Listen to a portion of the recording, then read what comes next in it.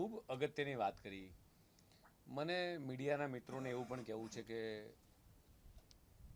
65 વર્ષ સુધી કોંગ્રેસે જે ભ્રષ્ટાચાર કર્યા, 1000 વર્ષ 800 વર્ષ સુધી મુગલોએ સામ્રાજ્ય કર્યું, દેશને લૂંટવાનો પ્રયાસ કર્યો, 150-200 વર્ષ સુધી અંગ્રેજોએ દેશને લૂંટ્યો।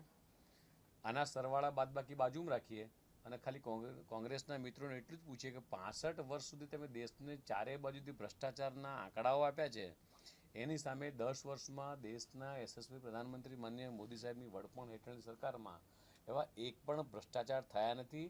અને જ્યારે પણ ભ્રષ્ટાચાર કદાચ કોઈ કરે છે તો એનડીએની સરકાર હોય કે ભારતીય જનતા પાર્ટીની સરકાર હોય કે ભૂપેન્દ્રભાઈ પટેલની સરકાર હોય, એ કોઈને છોડતી નથી। અને આ જીરામજી યોજના અંતર્ગત અમે લોકોએ પારદર્શિકતા આવે એ પ્રમાણેની તમામ ટેકનોલોજીનો ઉપયોગ કરી, જીપીઆરએસ હોય કે એઆઈ ટેકનોલોજી હોય, બધાનો ઉપયોગ કર્યો છે।